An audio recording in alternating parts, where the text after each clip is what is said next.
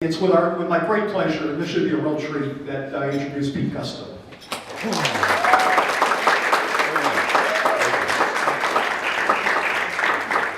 Well, thank you so much for having me. So my story starts when I was born. We're going to go all the way back. I was born with perfect eyesight, but we noticed a problem, and it took until about third grade for us to notice this problem. The problem was, in third grade, everybody's usually creeping farther and farther back in the classroom so that they can talk to their friends about the latest Nintendo games or which girls have what cooties.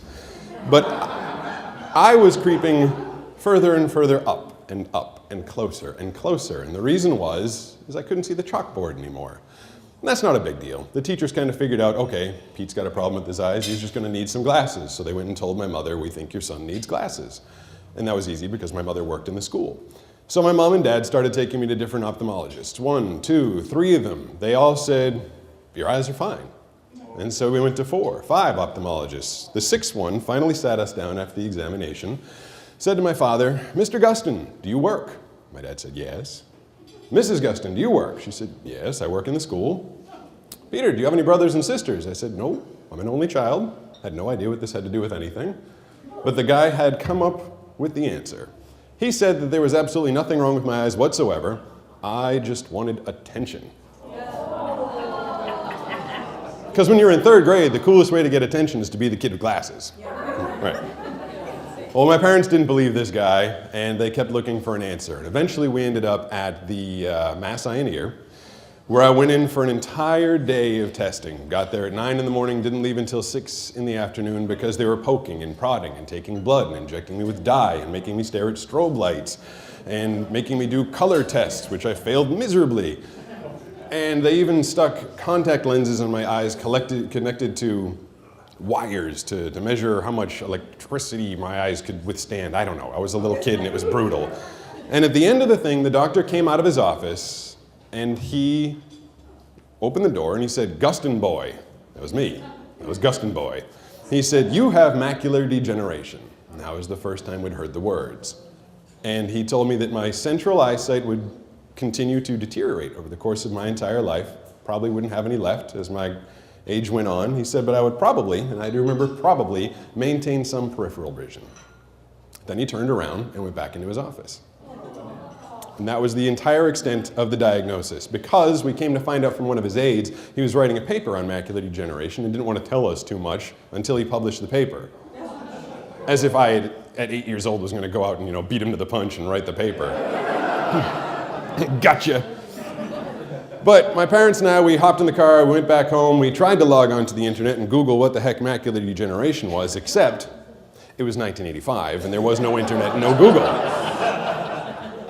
So we went to the Encyclopedia Britannica and tried to look up macular degeneration.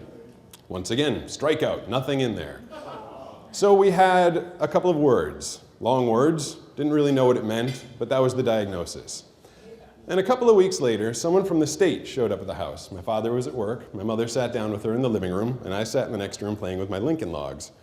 And the woman sat down and said to my mother, this was a phrase that I remember very specifically, we at the state understand that it's going to be a burden raising a disabled child.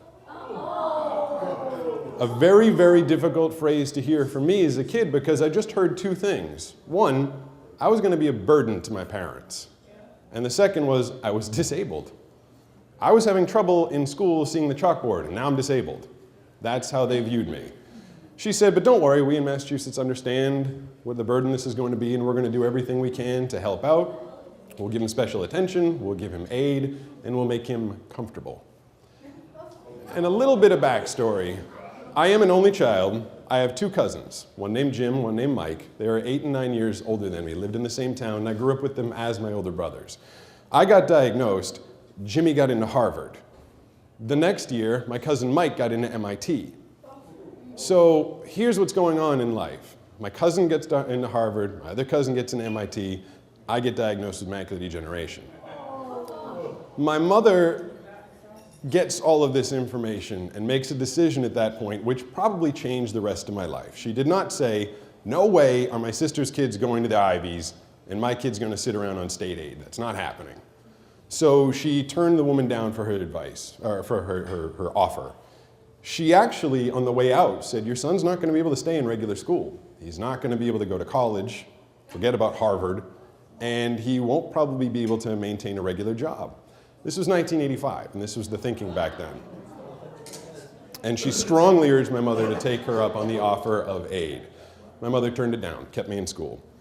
So I started getting some help from organizations like the Mass Commission for the Blind. All of my textbooks became large print textbooks. And when I was sitting at the front of the classroom, I still couldn't see the chalkboard, but we would have the teachers, great teachers at Winchester High School, or elementary school at the time, would say, if they wrote something down, they'd say it. Easy compensation. Wasn't very hard for them to do.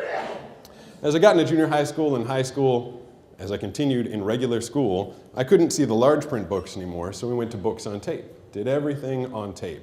So I ended up going through elementary, junior high school, graduated and did go, yes, to Boston University.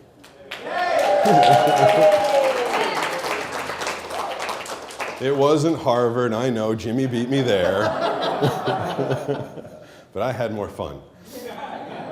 At that time, I did develop an interest in radio. I mean, that actually started one night when I went to bed and said, good night, Mom, good night, Dad, because I was a little kid, and woke up the next morning and said, what's for breakfast? There was no Peter Brady phase for me. I just sounded like this. I woke up one day and I was a man. Voice-wise. Nothing else happened that night. But people used to say, oh, you have a voice for radio, you should be in radio. So I kind of had an inkling that that might be what I wanted to do for a living. And when I got to college, I took an internship at WRKO, which is where I knew someone. I was working for Howie Carr, the late Jerry Williams, the late Andy Mose. I was working for some really cool people that I used to listen to, and my dad especially used to listen to. And it was a great opportunity for me. And I started in promotions, but quickly moved over to programming, because I wanted to be on air very badly.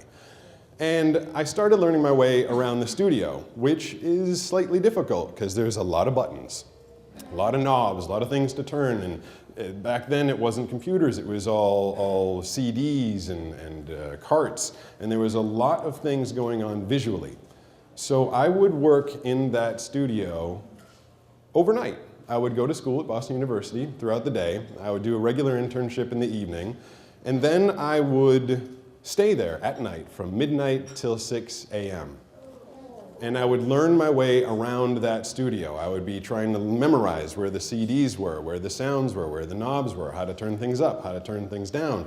And I became very, very proficient in the studio. Before I actually got the internship, if I can step back a minute, I had an extraordinarily ignominious start into the world of broadcasting. It was a massive failure on my part, and something that I promised myself I would never do again. I was a freshman, and before I got the job, the internship at RKO, I tried to get an internship at WBCN. And I showed up to that interview I guess, unprepared. Something that someone with a disability such as mine, such as yours, should never do. We're in a sighted world, and in order to function with the sighted people, you have to prepare. Before I go out to a restaurant, if I know I have to make an impression, if I'm going for a business meeting, I will go there a day ahead of time, 2 days ahead of time. I'll find out where the bathroom is. When I go to any restaurant, I like to look at the menu ahead of time so I know what I'm ordering, so I don't have to ask for help. These are things that I've learned over time help me to function and not look and stand out and be different. Now that is something that I screwed up royally when I went to WBCN, and it almost completely knocked me out of my entire career path. Because I showed up and I said, I want to be an intern, and the woman said this to me, fill this out. 3 words that sent me into a panic. I wasn't ready for it. Now, if I'd called ahead and I knew I had to fill something out, maybe I would have come up with a game plan, but I didn't. And I panicked and I broke out into a cold sweat and I said, I've actually got a class, I'll go fill this out later. And so I ran home to my dorm room and I grabbed my pocket magnifier, which I always carry with me, little pocket magnifier, and I looked at the paper and there were only 3 words on it. There was only 3 words, name, phone number. Now again, if I was prepared, I probably could have written my name and phone number down, but I wasn't ready. So like a day later, I brought it back with my name and phone number and nobody ever called. So I didn't get that internship. But when I did end up at WRKO, I was extraordinarily thrilled for the opportunity, and I was not going to let it slip away. That's why I worked so hard in that studio, trying to make myself a valuable asset, working to learn where everything was, because once you know where everything is in a studio, that's my world. When I work, I'm working in a studio, and sighted people are funny, because even when they know where something is, they still look at it. I mean, it's right where it was, 5 minutes ago. For me, I'm looking at a board with 25 faders on it. They're all an inch apart. They're all 1.5 feet in front of me. None of them got up and ran away. They're all in the same spot.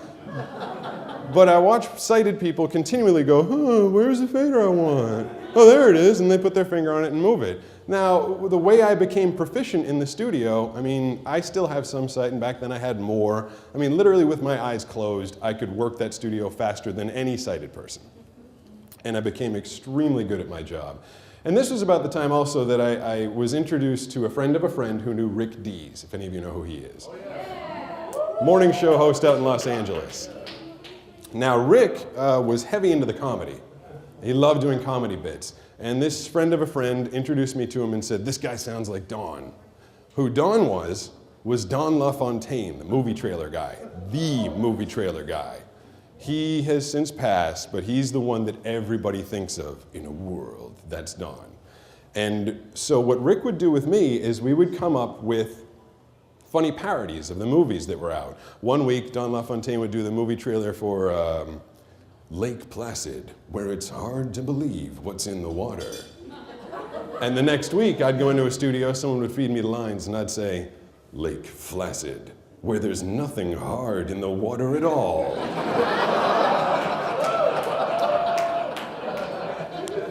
So I had a lot of fun doing that, and I decided this voiceover thing is pretty cool. And I started wanting to go on auditions. I wanted to go to different studios in Boston and audition with copy. Now, as you can imagine, before I even get to this point of the story, reading copy was really hard because, again, I had some eyesight. I couldn't read the pages like anybody else. In an audition, you usually walk in, they hand you the copy, you look at it for a second, and you go. That's what I watched all my peers do. One after another. Walk in, grab the copy, read, go home. What I would do, in order to not make that same mistake that I made at WBCN in 1995, was I would get there 20, 30 minutes ahead of time, and I would get the copy, and I would excuse myself and go to the bathroom.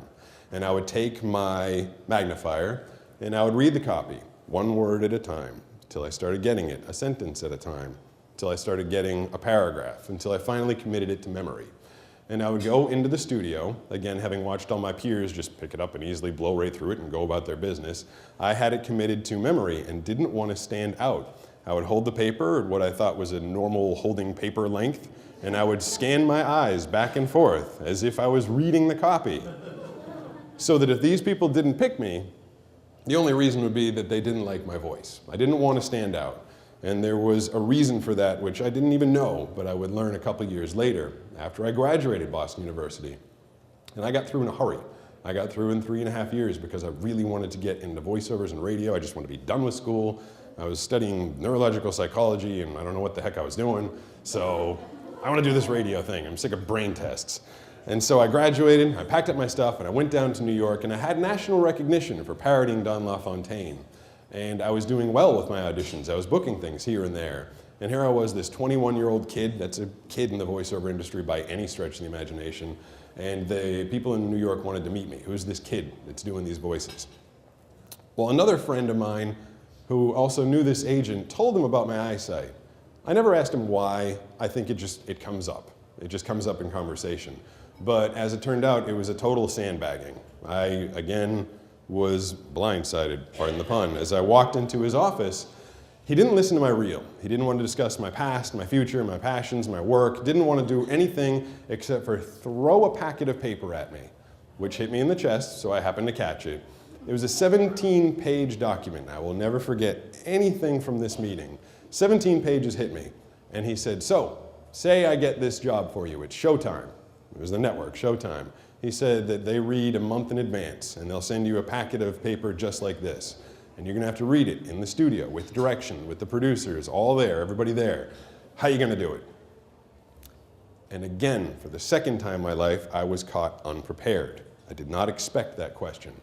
When I was doing the movie trailer parodies, I was doing literally 1, 2, 3 lines at a time. and someone would say them to me, and I'd repeat them back.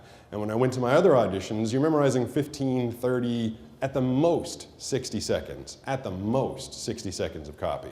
And this guy just threw 17 pages at me. Now, I might have been able to come up with some sort of an answer if I'd had a minute or two to think about it, but I was on the spot in the biggest agency with the biggest agent in the world, and I hesitated. And the hesitation was probably about this long. And that was the end. That was the end. He looked at me and he said, listen, sorry, there's 100,000 people outside that door right now that have voices as good as you and maybe not as good as you, but what they don't bring to the table is a problem. And you're bringing a problem to the table and you don't have an answer. And he stood up, did not shake my hand, showed me the door, exited. Again, voiceover career over. Because I had graduated school thinking I was going to move to New York and become a voiceover guy. That was my path. That's what I wanted to do. And this guy just showed me the door. And a lot of people now, they look at me and what I've been able to fortunately do in this business, and they go, oh, that must have been the point where you said, oh, I'll show that guy, I'll go make it in this business, and I'll throw it in his face. That is not what happened even remotely. I was 21 years old. I was not very prepared for the world and certainly not prepared to be shut down. That's a point in your life when you're trying to find your way and get on the rails to go to the rest of your life. And I was just completely derailed, knocked over, thrown into flames. It was a mess. And so I got to the streets of New York and I found an alley and I started bawling. I was 21 years old. I thought I was a man, but I was sitting there bawling in an alley in New York because this guy just told me I was never going to make it. And I didn't know what else I wanted to do, if I could do anything. I mean, as a legally blind guy, I have my college degree, but I can't even take a job at 7-Eleven. I'd be the worst teller ever. I didn't have a lot of options, at least I didn't think. But I did have the skills that I learned at the radio station in the production room. And I had been doing a lot of writing for Rick Dees. My production skills were great, and my voice had developed. So I came back to Boston, not being the voiceover pro that I wanted to be, but I took a job as the creative services director for WEEI and WRKO. Which, if the story ended there, would still be a pretty cool thing for a kid that was told at 8 years old I'd never even make it through elementary school. I became the creative services director of two of the biggest stations and one of the biggest radio markets in the country. Great, that was cool, that was awesome, but I wanted to be a voiceover guy. And technology had started to evolve, the internet started to speed up. This is relevant because up until then, you used to have to go into the auditions, where I'd go into the bathroom and memorize stuff. But when the internet sped up and you could send MP3s out, I would get copy sent to me via email. And I'd blow it up on my monitor, 40, 50, 60, 70-point font, 2 words on the page, on the screen at a time. And I would read it once, twice, 3, 7, 8, 9, 10 times until I had it committed to memory.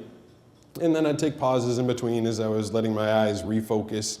And after 40 minutes or so, I could read 1 page of copy. And I had a good voice. And after 40 minutes of working on a page of copy, I could bang it out. Now, my peers, my voiceover peers that were working in their home studio, get a page, read it in 60 seconds, edit it, send it out, done. 2 minutes, done, page. I was 40 minutes. And I started thinking, again, maybe this guy was right. Maybe I'm not going to be able to make it in this business because I can't compete. You don't get a whole day's worth of salary by reading 1 page. You got to read a lot of stuff. And I wasn't able to keep up. I had 2, 3, 4 stations, and I started thinking once again, crap, maybe I'm not going to be able to make it in this business. But then another piece of technology came out, completely unrelated to anything, that ended up helping me in a very strange and circuitous way. It was texting, which I was unable to do for a very long time when it first came out. So much so that I went down to Verizon, to the store, walked in, told the people I didn't want to pay $4.95 a month for stupid texting anymore because I couldn't read the texts on my phone. And the guy said, don't worry about it, just press the pound button. And so I had a text open on my LG NV2 phone, and we hit the pound button, and it read it to me out loud. And I was like, oh, sweet, now I can text. It didn't really help me with my voiceover career at the time, but I could text, fantastic. Something to do while I'm not working. And maybe a week or so later, I was in the back seat of a friend's car, 2 guys up front, it was late, and I got a text. And as the text was being read to me, I said out loud to them, Red Sox win in extra innings, walk-off home run, David Ortiz, final score, 8-7. Cool. And then I put the phone down, I put it back in my pocket, and we went out for the rest of the night. And I woke up the next morning and I said, wait a minute, I was just given information and recited it back to my friends. Because at this point, my eyes were not reliable. I just, 40 pages to get through, or 40 minutes to get through one page of copy was unacceptable, not working, not gonna work in the workflow. But I got that little bit of information and relayed it in real time, and it clicked in my head. I was like, wait a minute, maybe this will work. And that's when I started to develop this audio prompter system where I wear a pair of headphones, and on one ear, I have a computer voice talking to me. And I let it get about 2, 3, 4 seconds ahead of me, probably 4 or 5 actually. I let it get ahead of me, and I start taking in that information, what it's saying to me, and I recite it back. And at first, it was maddening, because I've got this awful computer voice in my head saying, "You're listening to Sports Radio 93.7 WEEI." And you got this voice in your head, and it's like, I want to say, "You're listening to Sports Radio." It's like, I'm like, well, that doesn't work. That makes me sound terrible. So I had to learn to get that information in my head, in my ear, and just take it as information. Forget that it was a female computer voice. Forget the pacing, the bizarre iambic pentameter that programmed into the thing. Just take the information, take the words, and then spit them out. We call ourselves voice actors because we are acting, and they want us to act. They don't want us to just blurt the words out like a computer would. And so I started working on it. A year went by, 2 years went by, and after 2 years of work, because again, I didn't think I had a lot of options, and this was also something I really, really wanted to do. And I had a lot to live up to. I mean, these 2 cousins of mine were always looming figures in my life. My cousin Jimmy was put in charge of a very big company, moved to Dallas, and he was like 24 and put in charge of a massive company called Guardsmark. And my cousin Mike went to MIT and was developing new hard drives for Seagate. And they were both all-American sailors, they were captains of their soccer teams, and always had to live up to these guys. And back in high school, I wanted to be like them. Jimmy was class president, I wanted to be class president. They were captains of the swim team, I wanted to be captain of the swim team, and I was. But there was always this looming, do more, live up to them. And so I started working really hard at this audio prompter. I wanted to be a voiceover guy. It was a goal, and I'll tell you, I was gifted to know that I had something that I wanted to do. And I was thankful that I was given the drive and the surroundings in my life and the family support to push through and want to do it. So I started to become pretty good. I actually got it down to where everybody else was doing it, 60 seconds for one page. Maybe 90 seconds if I had to edit it together. But I went from 40 minutes down to 60 or 90 seconds. Huge, life-changing, career-changing opportunity for me to have learned that ear prompter system. And so now that brings us, I know I did my whole life here, I started when I was born. Now it takes us to last August, 36 years later. And I'm up for a really big job, very big job. And the person I'm going against is represented by, of all people in the whole world, this guy who 15 years earlier told me I'd never make it in the business. That it's me and this other guy going for the same job. And the agent, here, you think you want to get into voiceovers? I'll tell you how cutthroat it is. This agent calls up the people that are in charge and says this to them on the phone. Pete Gustin has a disability that makes it difficult for him to do his job, and he is unreliable. Go with my guy. That's how this business is. I mean, we're talking for a living. A lot of people can talk for a living, so when you have an edge, you take it. And that was his edge. That was the way to knock me out of the way. And I found this out on a Friday evening, and again, I was devastated. And I was going to try and tell them over the phone what I did for a living, and I said, you know what? Watch your emails. I'm going to send you something. So I woke up the next morning on a Saturday, went into my studio, I sat down in front of a camera, and I said, hi, my name is Pete Gustin. I'm a voiceover guy, and I'm legally blind. And then I showed people how I did the ear prompter system, and I played clips from my reel, including Super Bowl commercials, daytime soaps, a movie trailer that I just auditioned for, showing I am a massive commodity in this business, and so what? I have to do it a little bit differently. And now I sent this to these 2 guys, just 2 guys, that were in charge of the job that I was going to get. And because this guy 15 years earlier had told me I was bringing a problem to the table. I'd never shared it before. There was no reason to. I did everything I could to hide the fact that I was legally blind. And so that's why this was kind of a scary moment for me. I was afraid that I was going to put this movie out there, or this video out there, and people would look at me differently and treat me differently and maybe not hire me. But I decided I had to do it. I couldn't let this guy run around saying he has a disability, you know, as if I had a fake voice box or something. I mean, he knew what my disability was, but if he was going to put it out there like that, I wanted to clear the air. So I sent this video to these two guys who thought it was awesome. And they put it on Facebook, and they put it on Twitter. And the next thing I know, I was getting calls from ABC, CBS, NBC, Boston Herald, Boston Globe. Al Jazeera called me and wanted to do a story. True. Al Jazeera's New York bureau called me and wanted to do a story on me. I was getting calls from everyone because I was overcoming. That is not something I ever intended to do. As a matter of fact, I was just trying to make some money and to do my job and to do what everybody wants to do, just get by. And you know, I was never really upset with the fact that I was born with macular degeneration, as rare as it is to get it that young. I was never that upset because I really was going to follow in one of my cousin's footsteps. I looked up to them that much. And Jimmy went to Harvard and he works in business, and Mike went to MIT and he works as an engineer. That's fine. Those are cool professions. I think that's great for both of them. But I get to go into a radio studio and create every day. And that fits me really well. And I found that because of my eyesight. Because I wasn't able to follow them directly, I found my own path. And my own path was really cool. So I wasn't mad at the fact that I had bad eyesight, but there was a certain point at which I would say, okay, God, science, Mickey Mouse, whoever runs the universe these days, listen, I found my path. I know what I'm doing now, and it would be cool to be able to walk into a restaurant and spot my girlfriend from 10 feet away. I'd like to be able to read a menu. I would like to be able to go to the grocery store and pick out the proper pasta as opposed to just guessing and getting the wrong one all the time. I wanted my eyesight back, and I thought that I deserved it because I overcame the challenge that was put in front of me. But that was an extraordinarily myopic view of the world because I'd been hiding my disability for so long, and I thought it was all about me. What I didn't realize is what was going to happen after I shared it. Now that video went out on the internet, and I started getting emails, phone calls, tweets, texts, Facebooks, not just from those news organizations, but from the people that were watching it.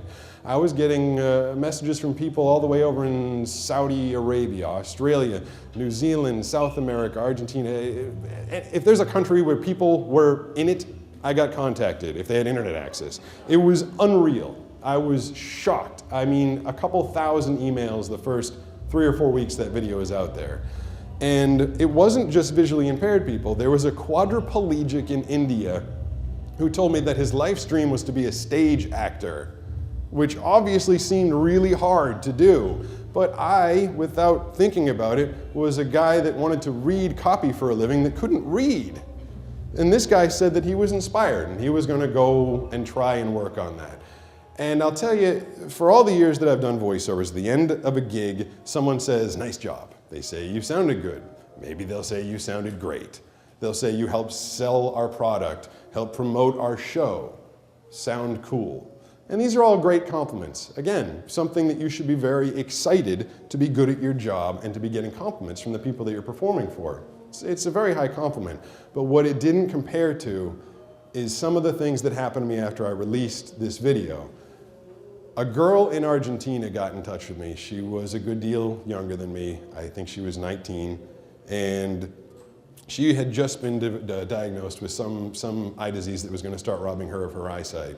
And almost the exact same thing happened to her. She told me that the state was coming in, they were going to take care of her, they were going to pull her out of schooling. She was trying to go to college, they were going to yank her out, and they were going to take care of her, put her in a special school, teach her how to find her way around and live in a cocoon world and should be taken care of.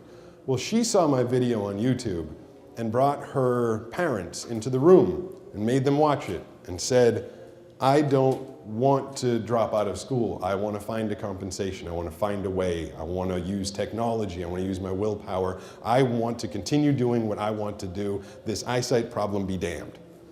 And that's exactly what I did. And had I not shared the story, maybe this girl would just be in a school off of her path, not doing what she wanted to do. So all of the compliments I ever got for my voiceover career didn't even come close to how I felt and the gift I was given to be able to share to literally change that one person's life. And maybe other people that decided, you know what, it's not the end of the world. I mean, technology's pretty good and people are very strong. And if you know what you want to do, you know, it's going to be hard. It's not easy for anybody to get up and do anything every day, even people with all of their faculties. Everybody's dealing with something. And it's very hard for me to sit back and say, well, I've got the crappy eyesight. I mean, I didn't do it when I was 8. I didn't say Jimmy gets Harvard, Mike gets MIT, and I get sitting at home collecting government checks. I worked hard, harder than everybody else, but the rewards are awesome. The rewards are amazing when you can work and you have a goal and you overcome and you achieve and you get that feeling inside. That is one of the best things that I can do in my life. I appreciate the opportunity to come out and do engagements like this more than I do getting a voiceover job. A voiceover job is cool. It's my career. It's how I make my living. I tie a lot of my self-worth up in it. They say, good job, you do good work, because I work hard at it. But this is rewarding. So no, the point wasn't for me to have an eyesight disease and overcome it. It was to overcome and then be able to come and share. So to all of you here tonight who are listening to me yammer on, I appreciate the opportunity. It means more to me than you'll know to be able to finally share this with people. So thank you so much for having me here.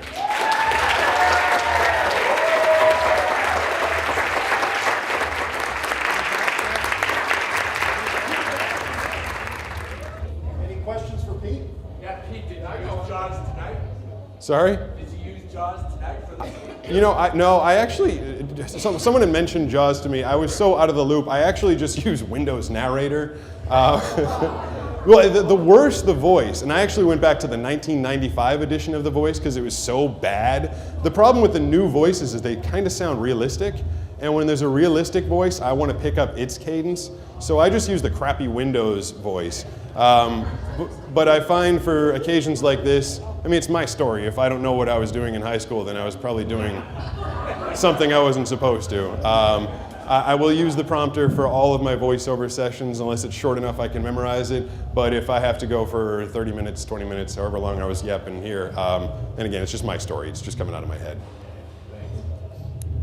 Good evening, Pete. This is Bob Hachet. If you listen to EEI, you may know me as Bob from All Family. Oh, cool. Called in, and so I've heard a good bit of your voice. It's a wonderful story, and you know the great thing about Justice, and it's great how you were able to overcome and almost get back at this guy. So, do you ever have to deal with this guy anymore that told you however many years ago it was that you weren't going to make it, the one that handed you that big fat document there? We are obviously it's a small industry, especially at the circles we're running in.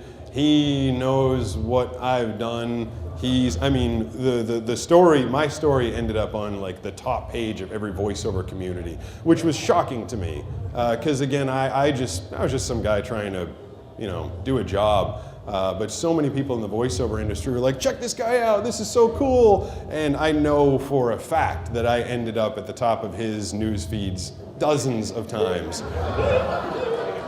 Which, and it's, I'm never going to name him. The people that, I've never had to say it to people, people know who he is. But you know what, I can't be that mad. He was a jerk, he was a total jerk, and he could have worked with me, but he wasn't entirely wrong. I didn't have an answer for how I was going to do 17 pages.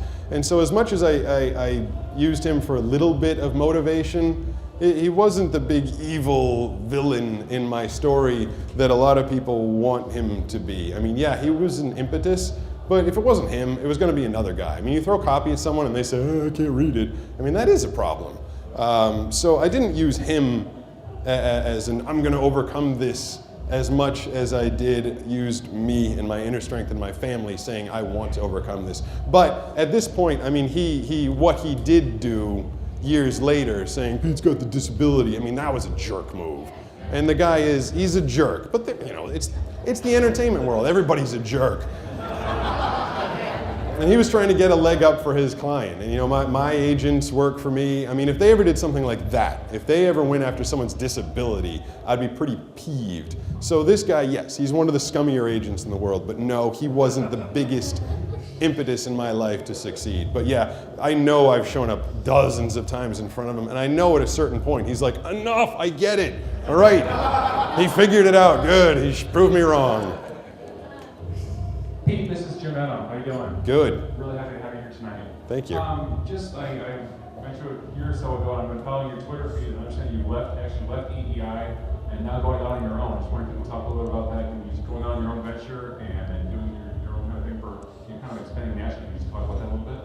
Yeah, I'd been with EEI. I took the job there right after college. I left for, I didn't want to keep you guys here all night, so I left some stuff out. I did leave for 2 years and went down to New York to work for Sirius Satellite Radio. But even when I was there, I was still working for Dennis and Callahan. So I took my first internship with RKO and EEI when I was 18. I'm now 36, so it was half my life. But the voiceover business was going really well. And I was doing a lot of production work, and I've been picking up sports franchises. I work for the Miami Dolphins, the Philadelphia Eagles, Texas Rangers, the Padres. I'm going to be signing the Colts next month. I do a lot of work for franchises. And working for one radio station and having one salary is good. But working for a bunch of franchises and national brands like Domino's Pizza that I've had the opportunity to work with and dozens of radio stations around the country, the ceiling just started getting higher and higher and higher. So I had to sit down one day and make a really tough decision. I mean, EEI and RKO, the hardest thing is that's been my identity. When I go to a party, when Maggie and I go somewhere and we meet people, what do? I'm always like, yeah, I got the cool job. I work in radio, and people know EEI and RKO. But I had to put that aside and figure out what I wanted to do for a living. And being tied to one radio station, and EEI is a beast of work. I mean, it's like every time I turn around, another Boston sports team is in the finals, which is great if you're a fan, but if you're me, it's a pain in the ass. Because every day it's another promotion. Something else, Giant Glass now wants to sponsor the promo, and now ARS Restoration Specialist wants to be in the promo. I'm like, but I already made the promo. Well, you got to put them in there. And then every time there's a game, you have to make a set of promos. If they win, if they lose. And I found I was spending a huge portion of my day feeding this beast that was EEI, when I could take that time to go out and market myself and find other opportunities, and like I said, just keep pushing that ceiling up and up and up. So to walk out on a job that was paying a good salary, that gave me all my benefits, health, I mean, these things you have to deal with in life, was an extraordinarily difficult decision. But so far it's working out really well. That time that I spent making the lose versions of the promos when they'd never run because I was supposed to be making the win version, I've spent making these relationships with teams like the Royals and Padres and started working with them. So it's really been working out well. And you're never really your own boss. I mean, everybody's always answering to someone. So I can't say I'm my own boss. Now I have like 78 bosses that are all calling me all the time. But it's extremely rewarding, and especially knowing, I mean, at the beginning of the story, when I was 13 or 12 and my voice changed, knowing that I want to be a voiceover guy, to wake up in the morning and say, I'm a voiceover guy. I mean, it's a very rewarding experience. A difficult choice, but I'm glad I made it. One more question. We're good. Thank you very much.